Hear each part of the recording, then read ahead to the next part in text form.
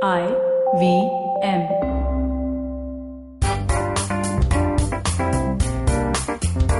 Hello, hello. Another Hi. week. Another week. Did you say celery?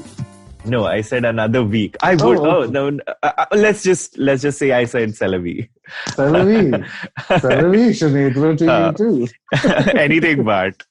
Anything but. Dude, yeah. Can I tell you something? My What? mom works out. I'm in Pune right now. I'm visiting my Yeah. family after 8 months. By the way, I turned 36 this week, last Yeah. week. Yeah, I Yeah. turned 36. So Yes. I'm with my family, and my mom does CrossFit in the mornings, okay? And she has a CD from 2004, 2003 that she's been using just to, that high tempo remixes. Wow. Yeah, like super high tempo remixes, but of Bollywood songs. So every morning, when the first That's song what you in wake the up to.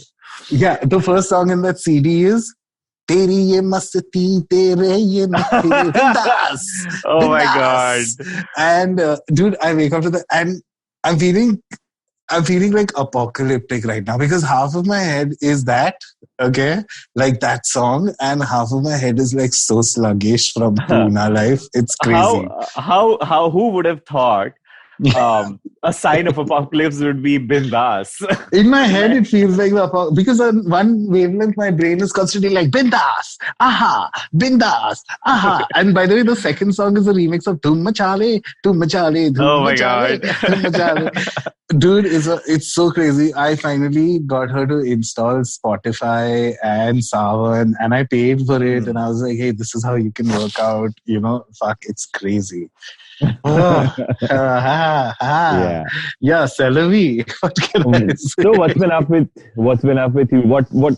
What all did you do on your birthday now that you're 36? Like, did you do anything special? Did you? Nothing. My main agenda was to spend it with my dad. So I spent it with my dad here in Pune. And I, believe it or not, after 8 months, got a haircut. I got a haircut, which I loved precisely for 4 days. And fifth day onwards, I realized, holy shit, I'm Kim Jong-un.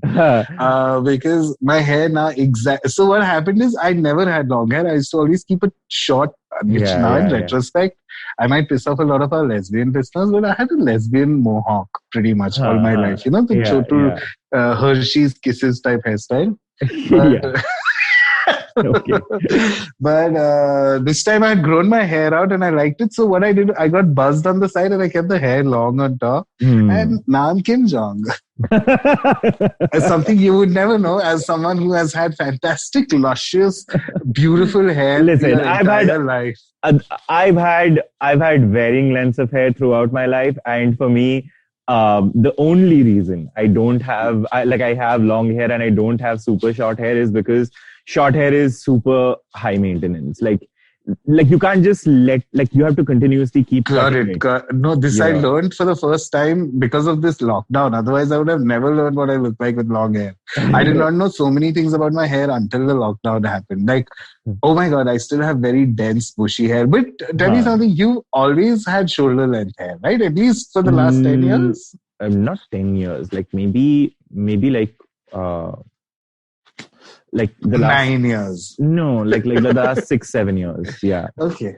Like I didn't have shoulder length hair till about almost 2 years in Bombay, and then like it grew into like shoulder length hair. Yeah. When I came to and Bombay, now it's the type, sometimes it's like, when you're stressed out, you want like a fidget spinner or a plushie. Sometimes I just feel like running my hands through your hair. Like, it's so fucking gorgeous. Oh my God. Silky. I mean, you totally taught me something great about hair, by the way, which is, hey, skip shampoo, just use conditioner. Oh my God, and yeah. I totally feel it. Yeah. Because, I mean, yeah, like honestly, so is hair a vanity thing for you? Is hair a vanity thing for me? I guess, yeah, it is because I'd only say that because of, again, the number of selfies I take, I do realize, oh fuck, no, not this on my hair, that's fuck all in this, my hair looks, so I'm sure somewhere it is. And for me, it has to be. With you, it's like you just have to show up because your hair, again, I'm not like complimenting too much, but like You have like a Jesus-y, great, like silky, amazing vibe. Like I've never felt like your hair is disheveled or it looks out of place. It always just looks perfect. So, and it's not like you have a style or any particular, you know what I mean? Yeah, Is yeah, that yeah. wrong? You don't have a No, so style or yeah, anything. so for me, honestly, hair, like it's never been like hair is not a part of my like vanity set. It's literally, it's like clothes I wear, and Extension. It's an extension of you without using extensions. yeah. But here's the thing, like, I mean, just the way I wear clothes, for me, it's not like like whatever clothes I wear, for me, it's not about being like ostentatious. It's about, like feeling good in it. And, yeah, like it's like, which is why I've never bothered ever coloring my hair, or like I I don't style my hair with like styling tools and stuff, because like I just don't see a point. Like I just like that sense of, and literally my staple style is this slightly wavy, slightly disheveled, like proper improper sort of proper, like carefully tousled sort of a thing, which I honestly don't spend a lot of time on. And that's like my thing, and it's never been about vanity. And okay, here's the thing, a lot of people um, compliment me on my hair, but I get super embarrassed because that's not something I'm like, it doesn't make me feel like good about me, because like we are all born with something, right? Like I it's know. like uh it's like It's your attribute. It's something you've got.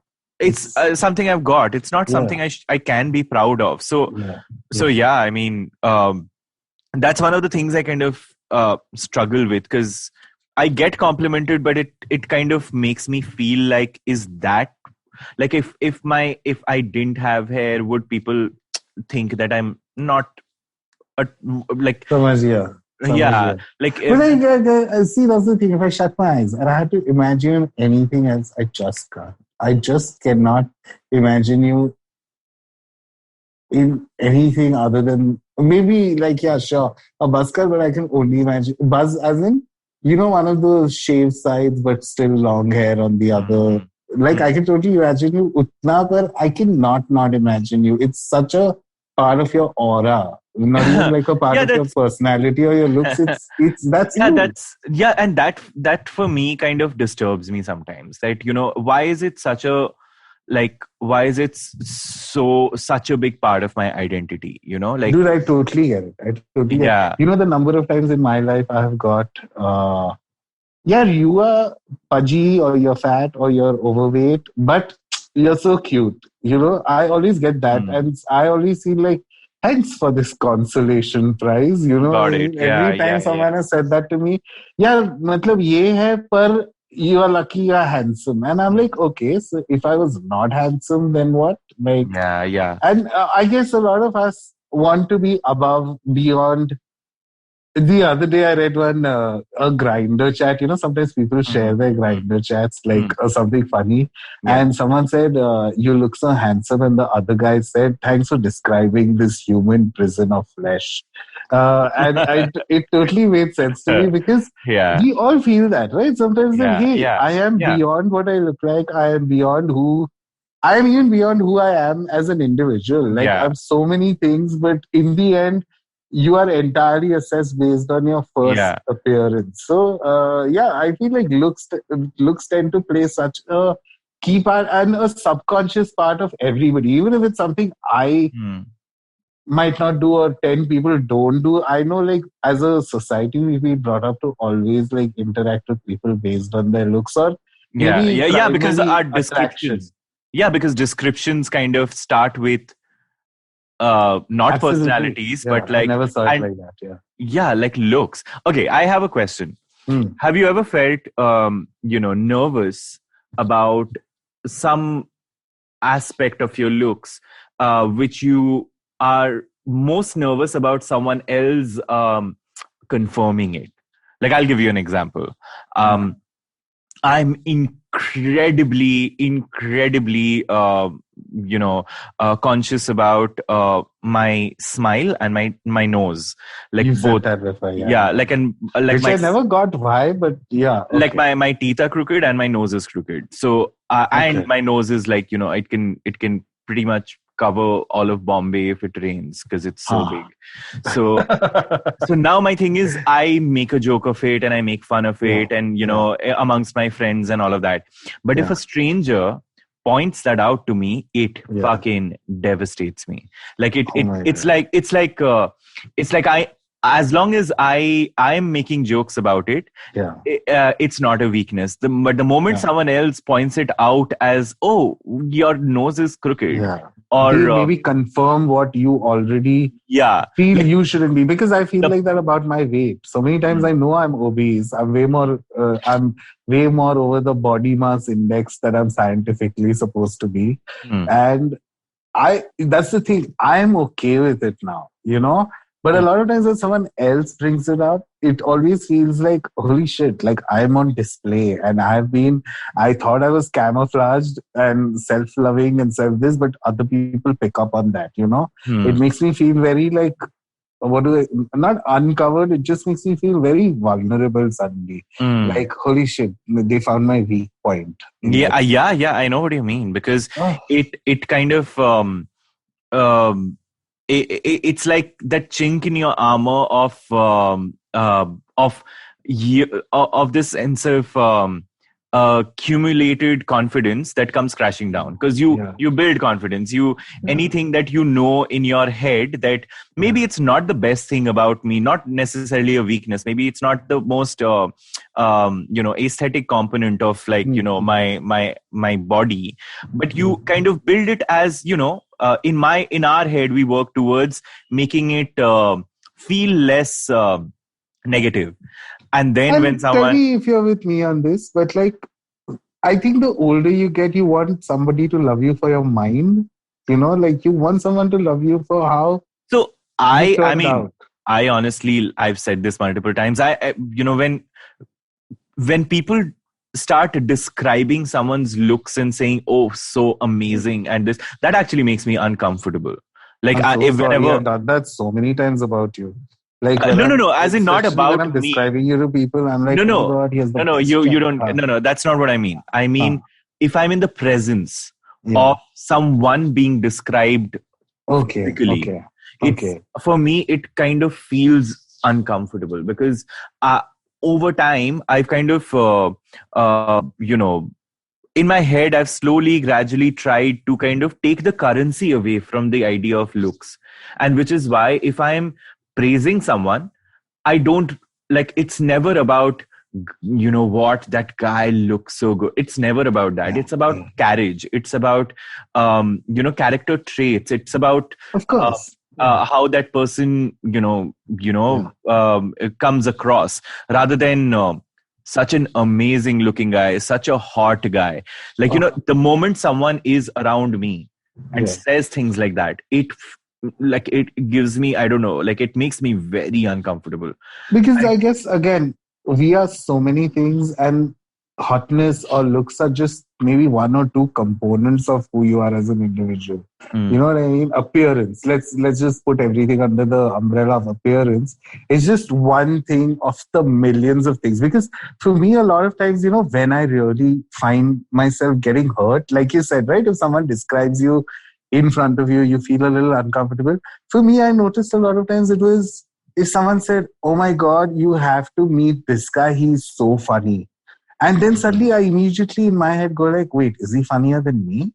Or someone says, oh my God, his food is amazing.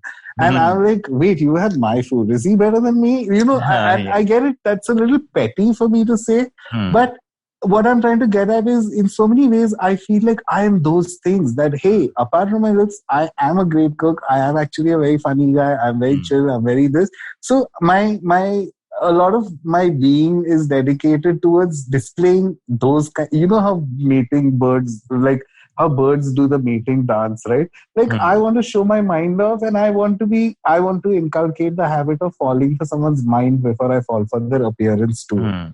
But it's just, I feel like, again, with the way the billions of years we've skewed, and we've reached this point where we have now these dating apps, and we have these apps where it is it is so easy to just fall for the trap of, okay, I want this guy because he's hot. I want to talk to this guy because he's hot. All your intentions are driven by appearance. And okay, tell me something. And I don't want to totally ricochet into another direction, but I very recently saw the movie Chapak.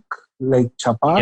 I saw it during the lockdown. I remember around 3-4 years. And I hope this is not insensitive as a topic, but it repeatedly made me think of the question that what would happen if I was in an incident where I was horribly, like, appearance-wise disfigured. I'm not saying acid attack. Let's say a lot of times actually when I'm cooking in the kitchen and let's say I feel like, oh shit, I thought the gas stove was on, but kabhi low flame pe hawa se band ho jata hai gas, and oh shit, kitna der, and I immediately the first thing, what if I would have got disfigured?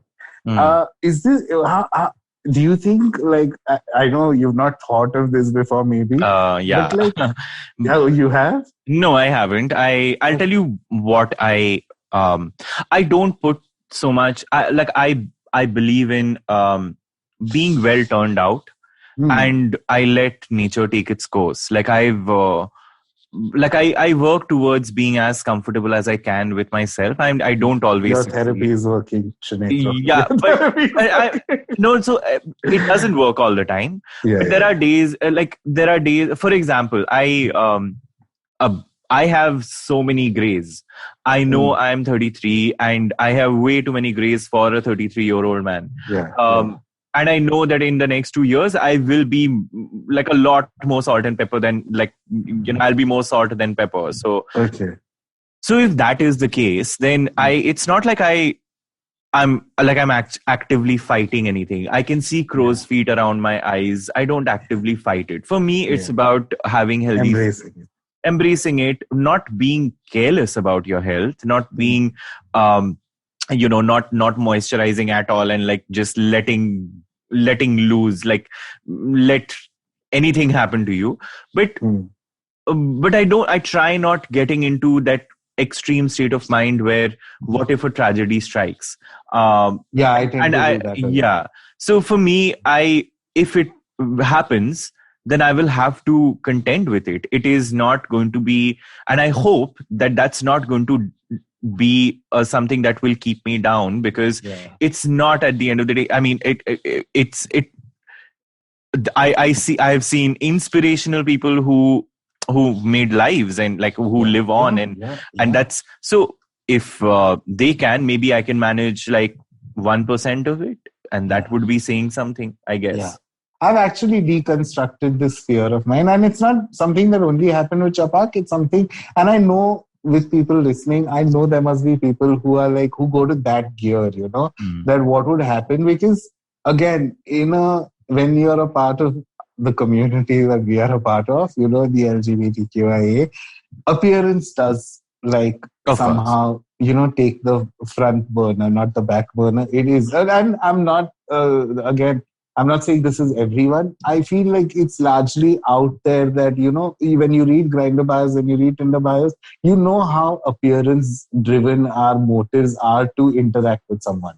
Okay. And I feel I really deconstructed, especially after watching that movie, like, hey, why do I think of something so drastic? As in, what you said is the only answer. There is no other answer. You have to live with it, and you have to contend with it, like you said.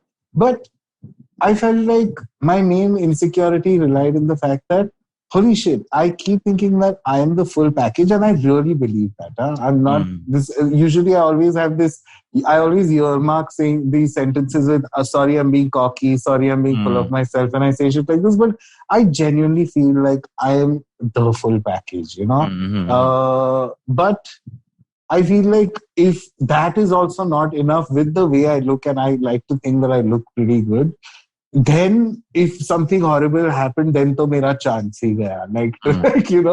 But then again, it boils down to, do you ever want to cater to people who would do that, or who would only want you because of the way you look? I guess that's the other side of the coin that I always forget to see. But I just sometimes wish if everybody could unanimously rise above this, including me. And sometimes I find talking to you so therapeutic, because you're very in very subtle ways, always put it across to me that, hey, this is not a criteria for you. You know what I mean? Like, Yeah. not that I'm saying anything that you're going and fucking a Sasquatch somewhere or something, but Yeah. like, but I know, like, you always felt like I you're. have, and I loved it, by the way. Aww. It's just, We should have like a, what's that song? I kissed a girl, I liked it. I fucked a I Sasquatch. squashed a Sasquatch, and I. Oh my god! Wow, it's a tongue Yeah. twister even. But you get what I mean. Like, I Yeah. wish we could just somehow all rise above this whole. Even yesterday, I had such an illuminating conversation with my mom. I out of the blue asked her, "Would you consider plastic surgery?" And first of all, my mom is someone who's ridiculously fit. She looks 20 years lesser. Like, nobody can believe that she's 68 when they see her. Shit like that. So I asked her, would you consider plastic surgery? And she gave the best answer, because this is the first time I met her after 8 months, right? For the first time, she stopped dyeing her hair. And she used to do, what is that? Well, she used to not use these chemicals. Wo kya bolte hain? Henna, right? Like, Yeah. you know, that's not flaming red, but it has, like, if you stand in the sun, it's a little red. Yeah. Right? So I used to never see white hair. And this time when I came, I felt, holy shit, my mother's aged in like 8 months, you know? But it was only the white hair. And it was illuminating because she said, now I'm okay with my hair being white. You know what I mean? But all her life she wasn't. And at 68, she finally was like, you know, okay, I can be white and black. Shakira vibes. So I just hope like all of that happens to me way earlier than at 68. Got it. I don't want to wait for that long. So is there like a line of so let's say, I mean, we are talking about looks. So obviously I want to steer this discussion to, let's say, dating apps. Okay. On dating apps, let's start with, what do you get most often that kind of feels, and again, like, there is no person, no matter how much they kind of make sure that looks aren't a currency, if you get complimented, it matters, it feels good. So what are those things about your looks that that kind of make you feel good, and what do you get most often? What are the things that kind of almost over time have built up as things that are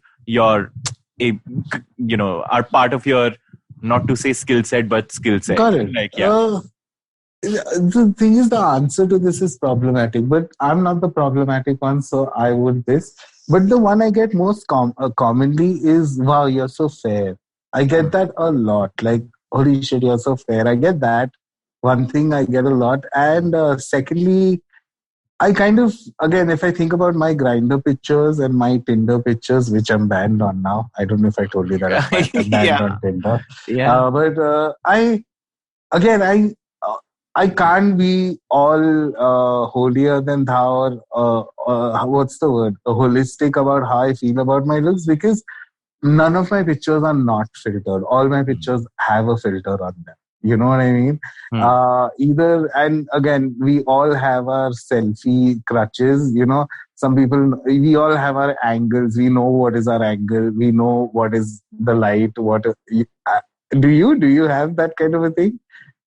I mean, are you one of those people? I have friends who just fucking front camera open and klachak, and that's it. They are very happy with their pictures, and I'm like, that's a superpower. If you're happy with the first picture you take, that's amazing. So I know my angle, so I don't I don't struggle so much. But you have them. You have those angles and stuff. Of course I do. Of course. And I'm not kidding, Sunetro. This right now I've been Instagram filters, which I think are a little mild. And this was covered in that movie also, Social Dilemma. Yeah, Dilemma. But there was an app I used to use called Sweet Camera, or Meitu, you know, the very famous Japanese app, Meitu.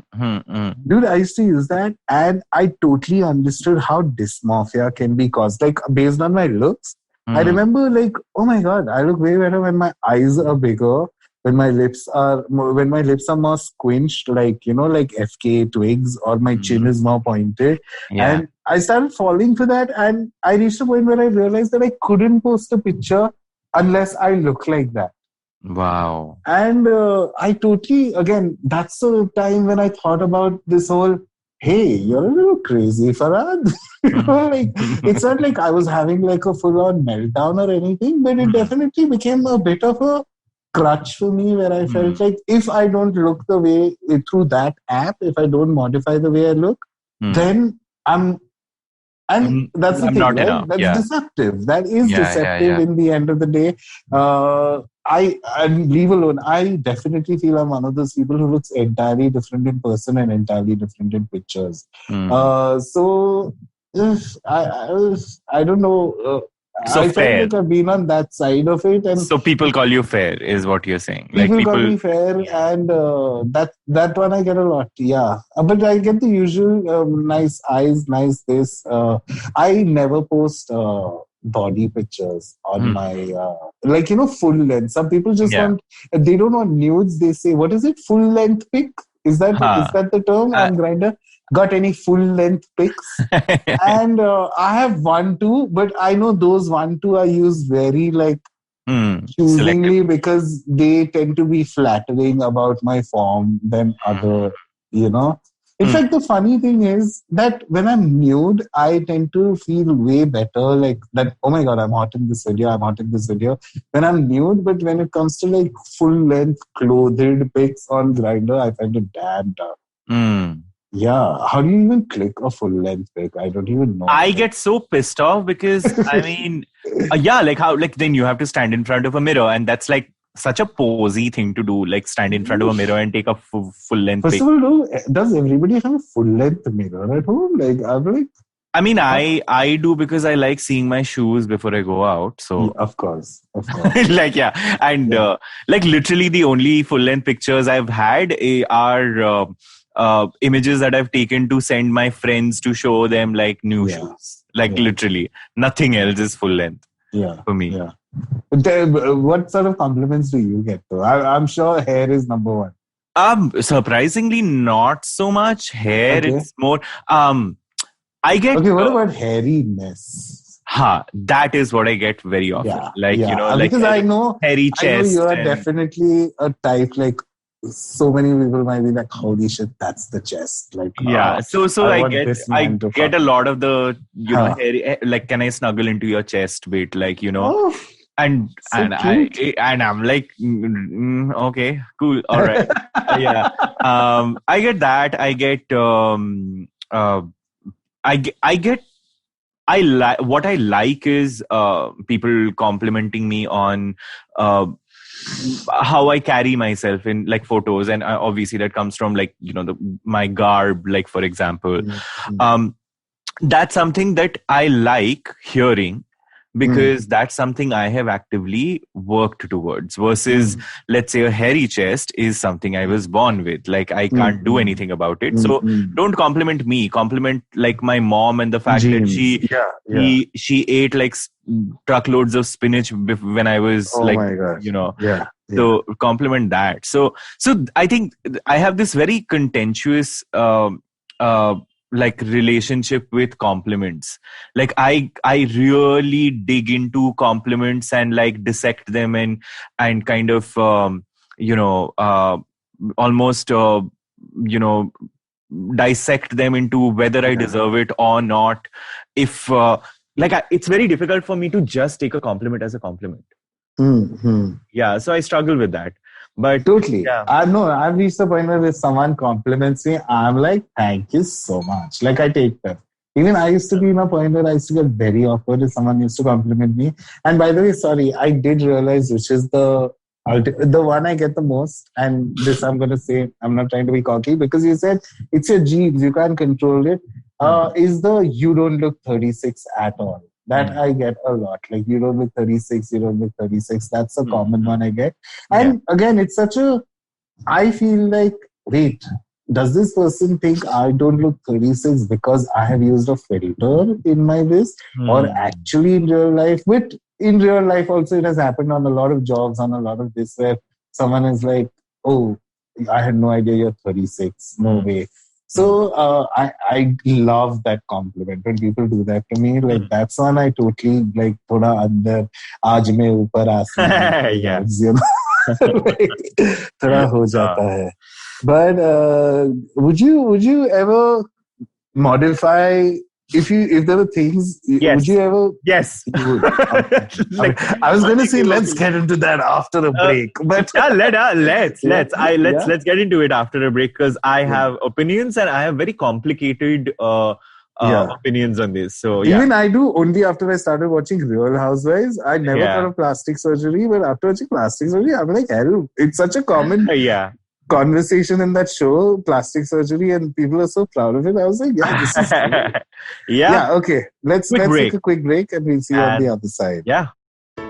Hello, everybody. Welcome to another awesome week on the IVM Podcast Network. If you aren't following us on social media, please do. We're IVM Podcasts on Twitter, Facebook, and Instagram. And speaking of Instagram, Niharika Pandey joined Cyrus this week on Cyrus Says. Niharika is the strategic partner manager for Instagram India. Great conversation about the plans for Instagram in India. Karanjit Kaur joined the guys at Uncle Please Sit. Another really interesting conversation about the patriarchy. On Advertising is Dead, old friend Suchita Salwan showed up. Suchita is the founder of LBB. Great conversation she had with Varun. Definitely do check that out as well. Tanvi Lad, who is a nationally ranked badminton player, was on the Habit Code with Ashton Doctor. Great conversation. I would highly recommend that. The Football Football guys are back. They've been back for a few weeks, but definitely do check out their latest episode. Great conversation they had. On Aditi Surana's Absolutely Right, Manju Sara Rajan was the guest, and again, a great conversation was to be had over there. As always, great conversations all across the board. Check out some of the other stuff like Smile India and Know Your Kanun and All Things Policy. All of them had fresh episodes this week, but with that, let's get you back to your show. Welcome back. Yes. Welcome back. Welcome back. That's an echo. We are talking about looks. We are talking about looks today, and just in general, like everything under the gamut of looks. And I genuinely wanted to pick your brain on where do you stand on modifying, because I don't think plastic surgery is now a thing of only when you get old. I have friends who've got things done even when they're just 30. Especially I have a friend, he's fucking 28 and he got his nose corrected. And corrected as in like, it wasn't bad to begin with. It was actually one of those cosmetic, like, I never thought his nose was out of place. I thought he was one of the most beautiful people. But in his head, he used to hate his nose so much. Yeah, same. It's the same for me. Because so here's the thing. There are times when I have these out-of-body experiences, okay, where I look at a photo of mine and I think, okay, I don't look bad here. But if there is a photo where I'm looking, because a feature on your face is not, it's never about that particular feature. It is about how it fits in with your face. That's what makes aesthetics, right? Like that's what kind of, because if someone with a broader face had a very narrow nose, that would look different from if a broad face had a broad nose. So I know that very clearly. But whenever I look at myself in the mirror and I isolate my nose and I isolate my teeth, they just look hideous. Like for me, they just look like off. And not for anything else, I would totally... So just to give you a little bit of background, okay? My nose is bent because I had an accident when I was like 5 years old. So like it wasn't like a road accident. It was a domestic accident where I slipped and fell on a metal bucket. And since then I pretty much breathe through one nostril. So I have a deviated septum. So now in my head for the longest time, I used to think deviated septum. So I will get it corrected.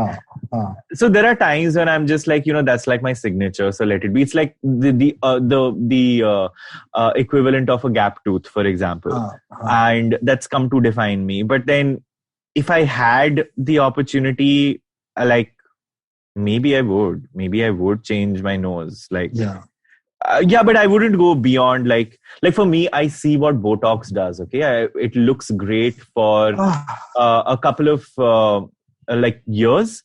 And then over the years, it kind of like you see the marks, you see what it does to your skin as the skin around it kind of loosens, whereas that particular area kind And do you remember in especially when we used to, because you love queer as folk too, like at least in India it's not caught up yet, but gay boys used to get butt implants, like actual butt implants, and I used to wonder, like, that's just batshit crazy. That is so for me, body modification is not so much a thing for me. Little bits of correction. So for example, I genuinely have been considering, like, straightening my teeth with like braces, like those removable braces, like Invisalign sort of. So like I genuinely have been thinking about it, because I just, if you look at all my photos, I never smile openly. So, and I don't smile openly because I'm very conscious about my teeth. So maybe that would just help my confidence. And so to that extent, I would. But again, if someone can completely take that logic and say that's something you think is not okay in you, whereas others think. So why is me changing the size of my butt not okay? Like, how do you?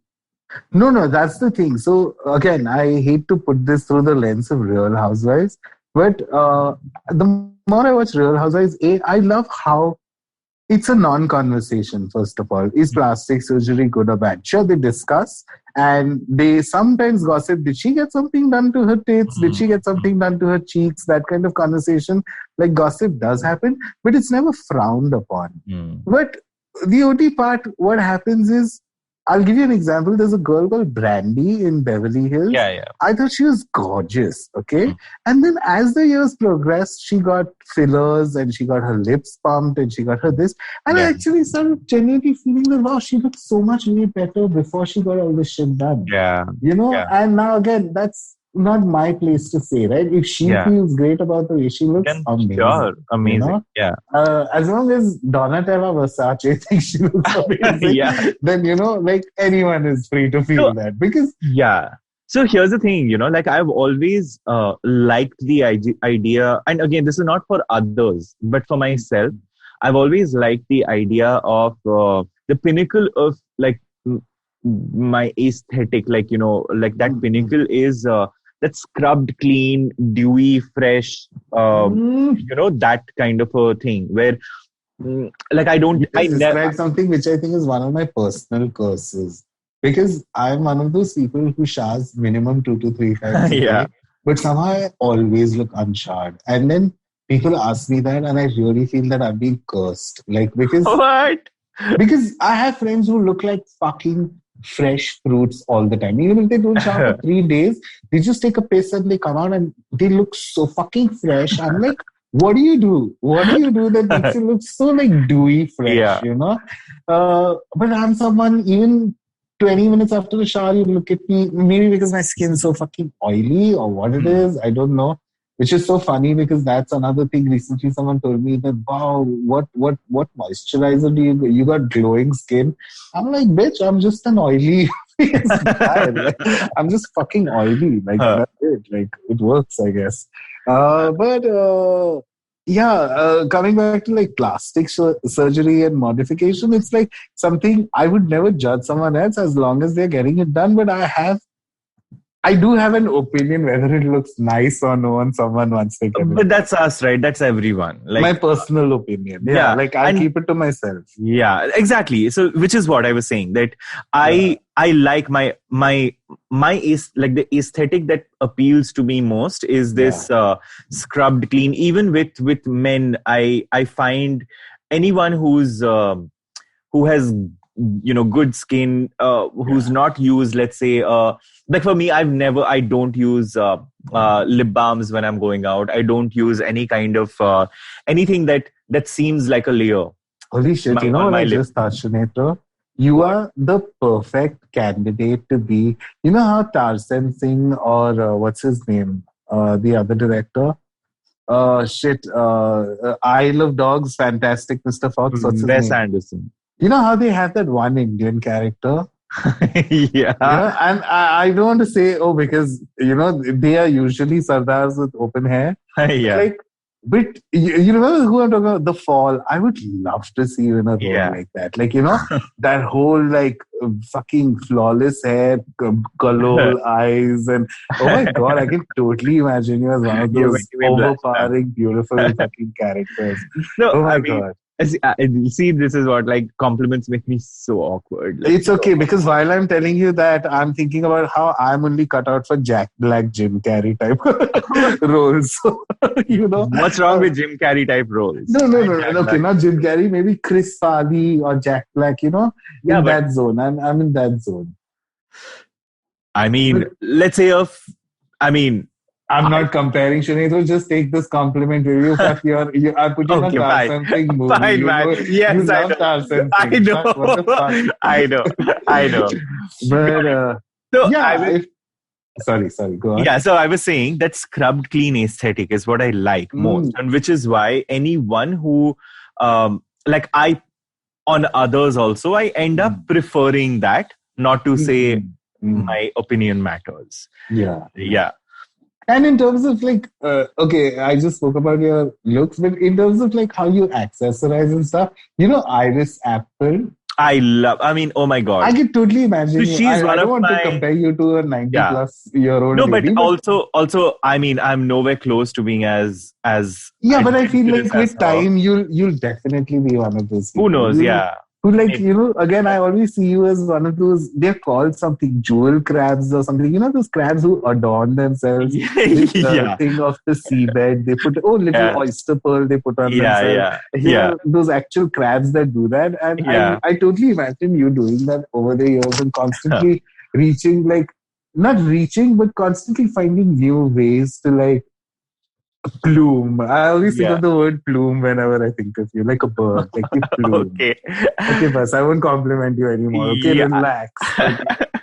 So, I want to ask you one thing about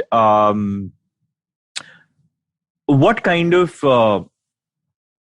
censure do you find heartbreaking on the digital sphere, in the dating sphere?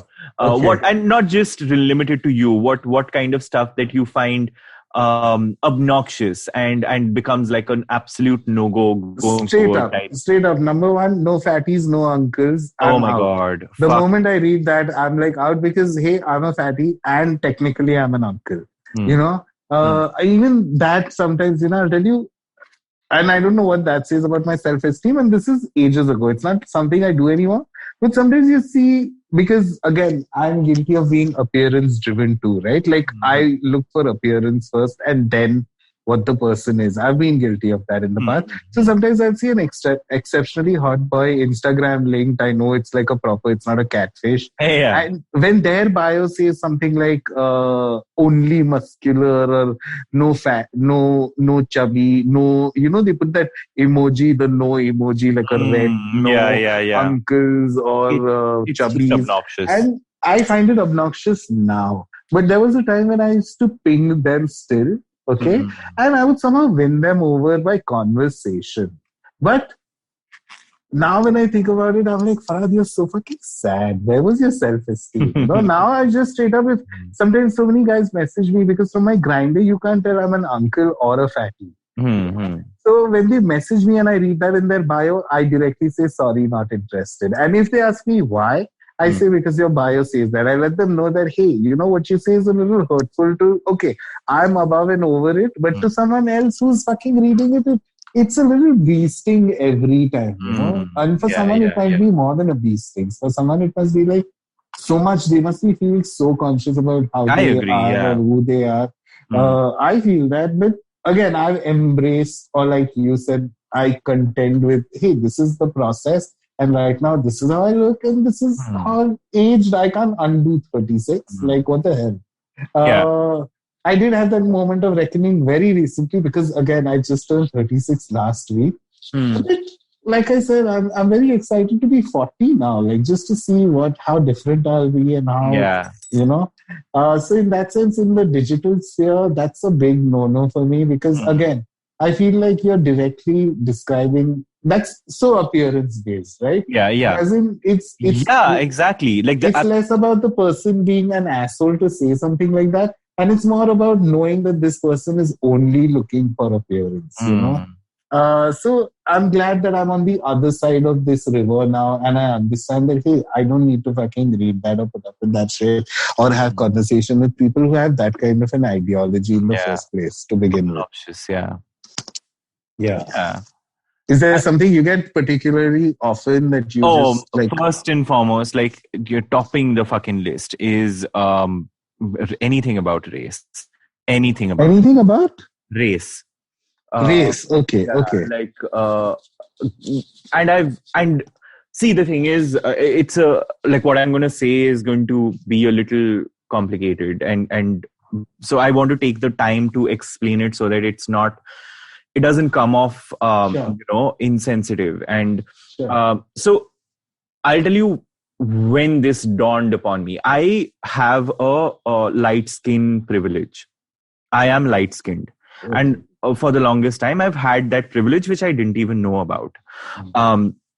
I came to know of that when I kind of saw the difference between how I'm perceived and how I'm received in a country like India and in Southeast Asia versus how I'm received in a country like America.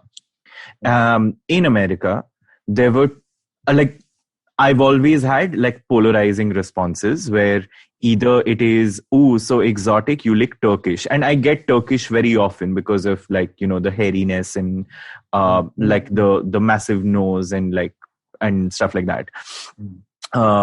So, ooh, like so Turkish, so Middle Eastern, like totally would you're attractive.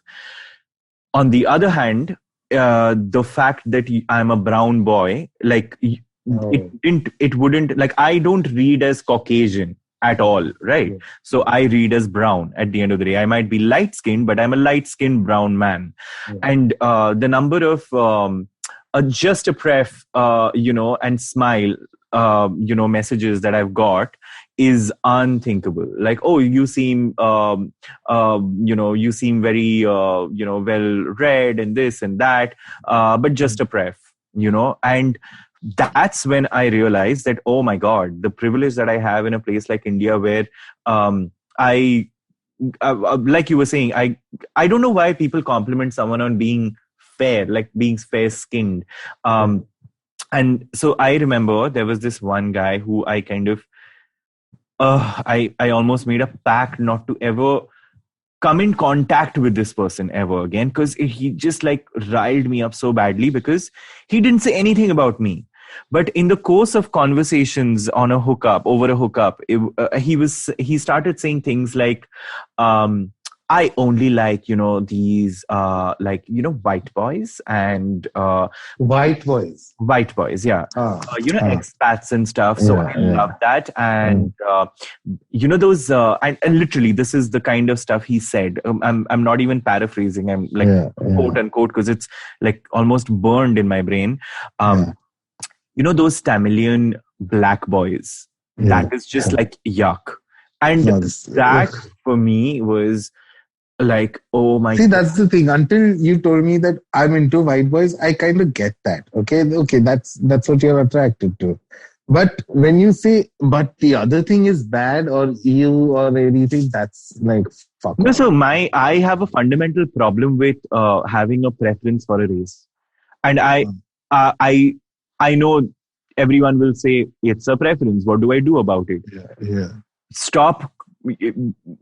Racism was a preference. That is racism. Yeah. You will build that out of your, like, put that out of your system. Like, you make attraction about more than a race. Make attraction about a conversation. You can do it. Everyone can do it. You fall in love like that. You don't fall in love by looking at someone and that's it, So, like, let's call a spade a spade. And then, so the moment when I kind of, it was like oh wow, like I didn't even realize this was privilege and how I was basking in that privilege was when he said, see, that's why I pinged you. You look like, one of those like Hispanic guys. And that's when it kind of hit me that fuck, I'm in the middle of, I'm in a very precarious position of being at the receiving end of race-led exoticism, as well as race-led, an experience, a positive experience based off of passing, and a negative experience based off of what I am authentically. So I've been part of all of these, and what I came out of was fuck race as a category overall. So anyone who has any kind of conversation around I to prefer this over that. See, but when you say that, right, and especially this race thing, I can think of such a microscopic example, which is a repeated conversation. So it's not really microscopic, but race related, right? A lot of times when someone finds out that my name is Farhad, they first of all assume that I'm Muslim. Okay? And then a lot of times I get message, hey, Bakri Eid Mubarak. Oh my God. I get that because and it's an honest mistake. I don't get pissed off, oh, how can you this? Because I would love to be Muslim. Yeah. But what I'm saying is a lot of people make that assumption, and then when they wish me and they're like, I tell them, oh, actually I'm Parsi. And oh, that kind of explains it. But then it always boils down to, so you're not cut. As in, how cut and uncut is a huge fucking preference. It's actually... I don't get it. Here's the thing. Can I just say this? Yeah. I do find, and again, this is not about a preference. I just do find sex with uncut men more hygienic. Like in my head, I know, like I'm a cut. That's you. Sorry. What did I say? Uncut men. No. Sex with cut men. More hygienic because I get it. Even even though I'm uncut. Yeah. Yeah, but I'm circumcised. So I won't go into why I'm circumcised, but don't circumvent. Yeah. So the point is, because like I know that there is a possibility of someone not being hygienic and like things kind of, I know you're like building up. Cheese. Yeah. Which is why I know a lot of times there is hate for uncut boys online. There is a subtle, like no fatties, no uncles. It's not very obvious out there, but there is a certain like hygiene preferred. Whenever I read that, I know they mean okay. And some profiles, khulle mein they say, like prefer uncut, want uncut, which I'm fine with. I get it because even though I am uncut, I prefer like circumcised boys because again, I won't get into it, but I found out in my experience that anal sex is way better with cut boys than with uncut boys. I get that. But what happens a lot of times is when I zoom out I'm like, dude, we are talking about looks and appearance, but venture foreskin ko bhi nahi chhodte log. Like that needs to be a certain way, or it becomes a criteria based on which someone might accept or reject you. And I'm like, how can we not be always on our toes in a community like this in regards to our looks, when everything you can be judged by, right? I'm not kidding. Like, I'll give you an example. My friend for the longest time has been chatting with this dude, and they've literally started dating. They've never met, but they locked down and they've been in different cities. And now the boy who's in London, he's coming back to Bombay. So they kind of started dating online, okay? Even though they've never met in person, only through talking this. And the boy came back to Bombay, and my friend finally met him. They hung out a little and then they hooked up. And my friend, the first thing he told me, dude, you won't believe it, but he has too much foreskin, okay? And he doesn't get too hard, okay? Like, he gets hard, but it's like a semi, basically. And, now when I hear anyone, even though the friend I'm talking about who told me this, very sweet, lovely boy, everything, but in my head, I'm like, matlab, you can't sit and say that there is 10 criteria based on which you might be rejected. There are hundreds. There are hundreds of reasons why someone might fucking reject you in today's time and age. Right from a high deer.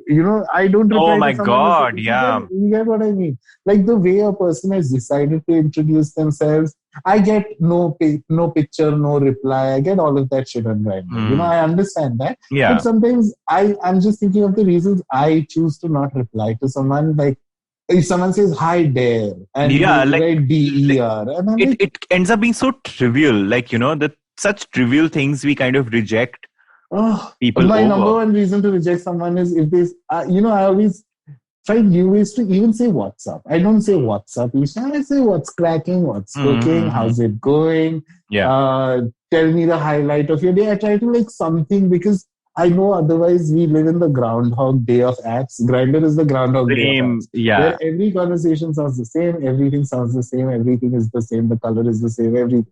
But, sometimes my biggest conversation killer is nothing much, what about you? Oh my God. And I'm like, yeah, what is nothing much? There is obviously something. Tell me anything.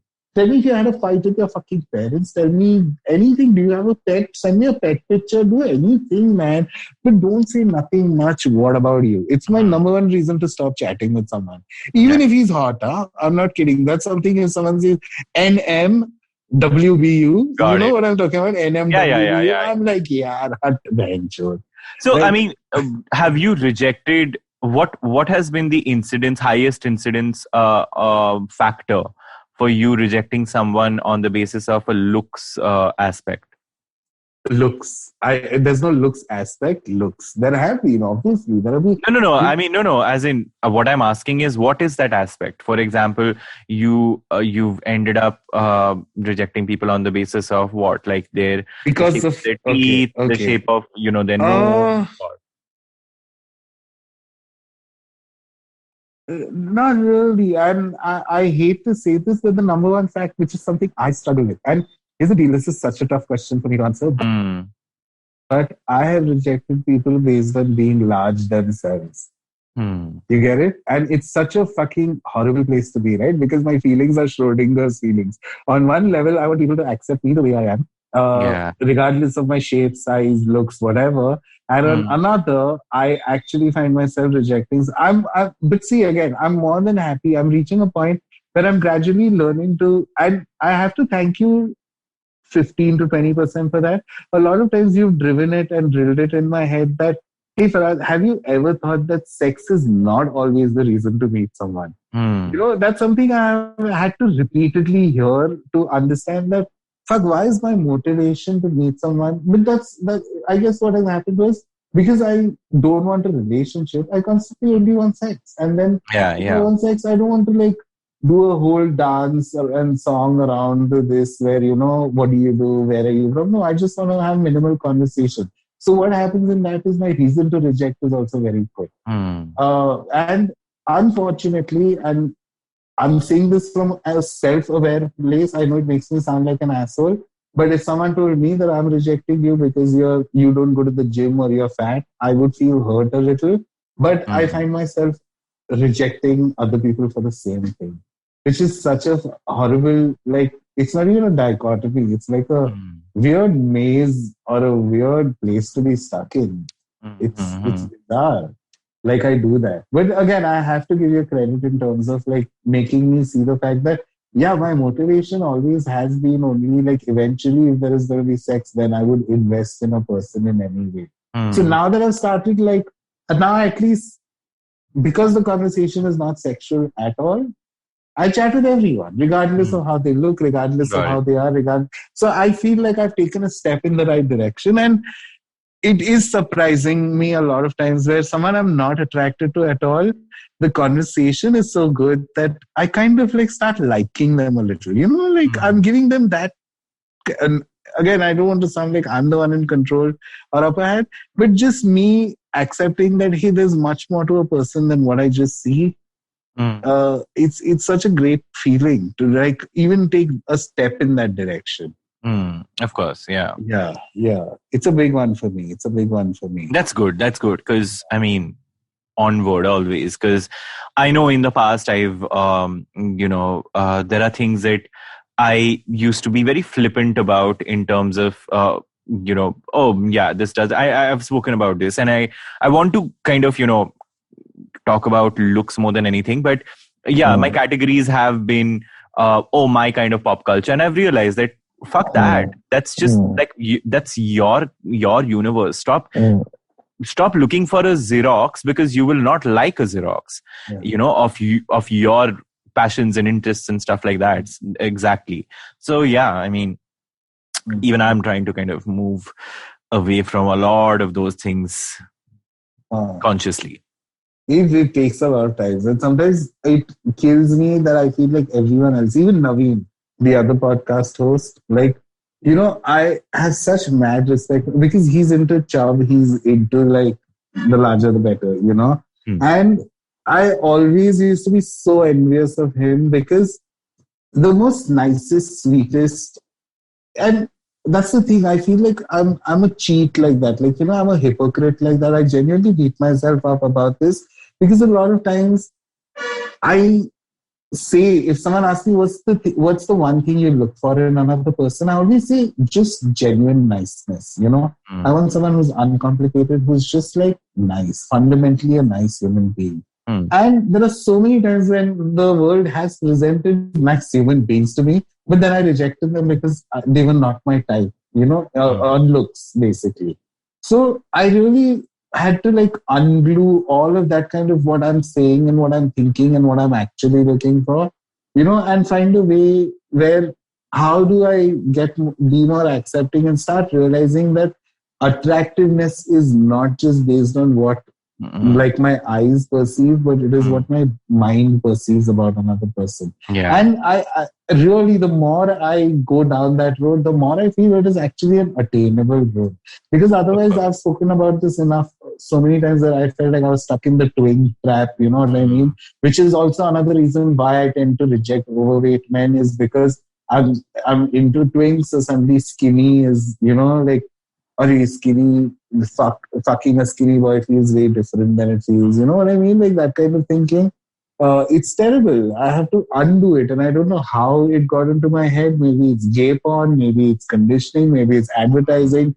I don't know how, but it's like a total big unlearning because it's something I struggle with a lot. Got it.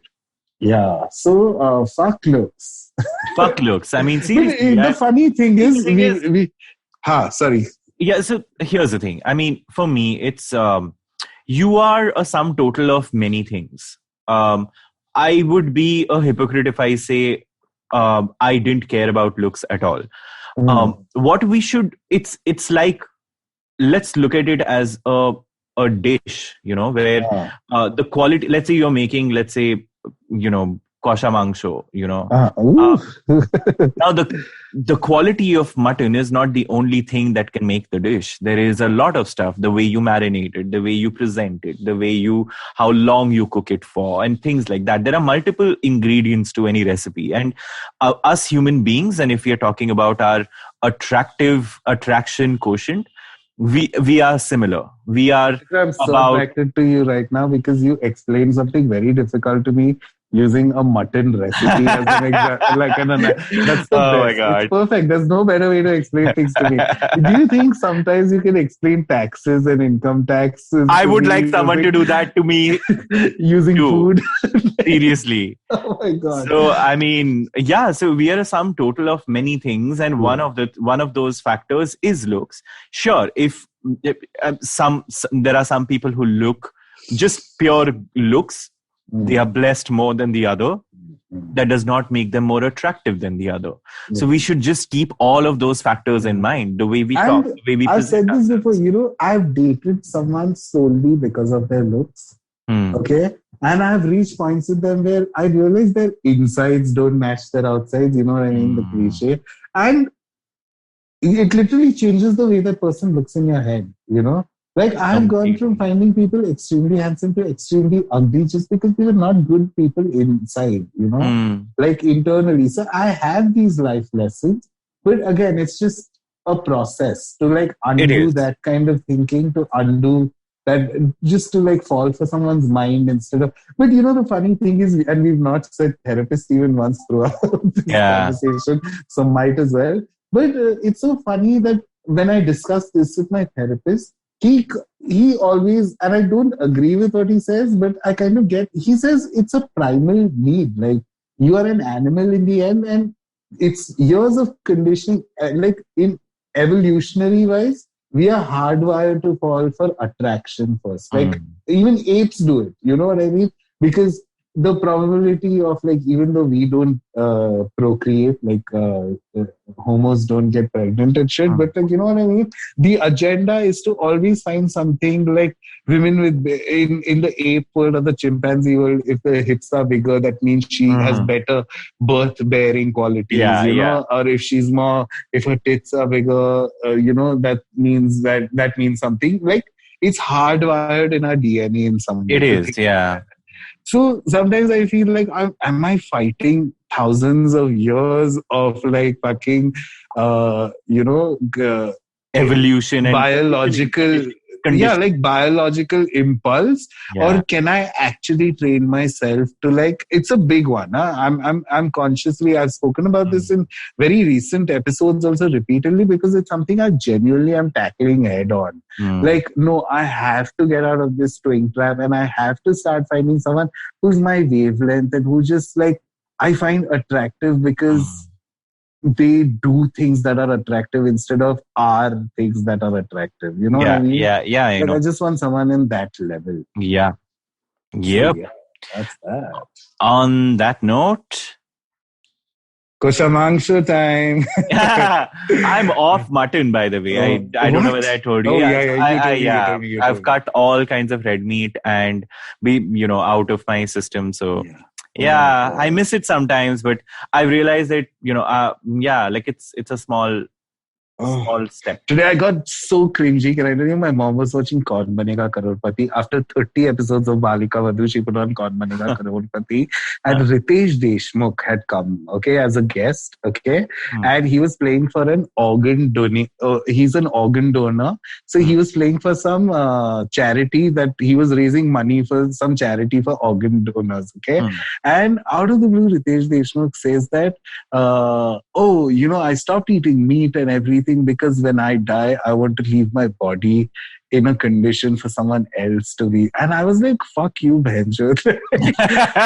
मैंने कितना ये महीने में mutton खाया है. It's crazy.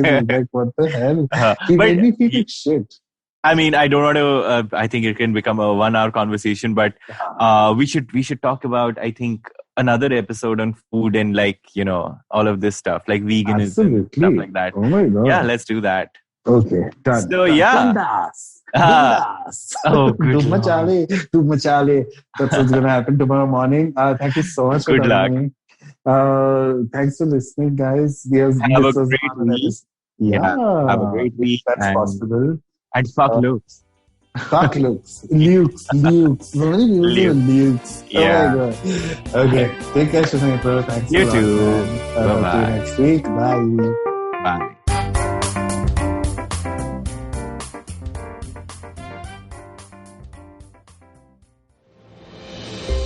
Have you ever wondered how successful people do their thing? How do they navigate the challenges they often face? Are you wondering about the future of restaurants, film, education, technology, and everything else in between? Hi, I'm Gauri Devidyal, best known for being one of the brains behind The Table, an award-winning restaurant in Bombay.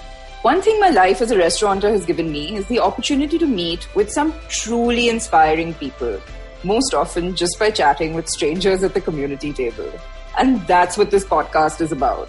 It's about learning the new dimensions of business and understanding how different people swim this sea. It's an opportunity for me to pick their brains and ask them all the questions on my mind, whether it's about learning from their past experiences or talking about future trends. Through their journeys, stories, and insights, I hope you too, like me, will come away inspired and energized. So come, join me every Wednesday with your favorite drink, because this round is on me.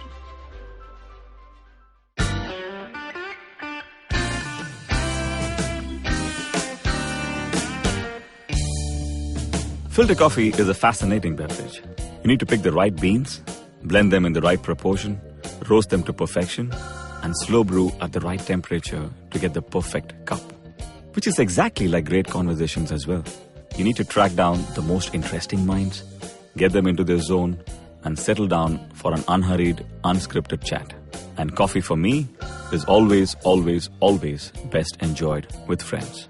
I'm Karthik Nagarajan, and do share my table as I meet some of the most interesting people I know and sit them down for a strong cup of coffee and an even stronger conversation. Join me every Wednesday for a freshly brewed episode. This is not frappe. This is the Filter Coffee Podcast.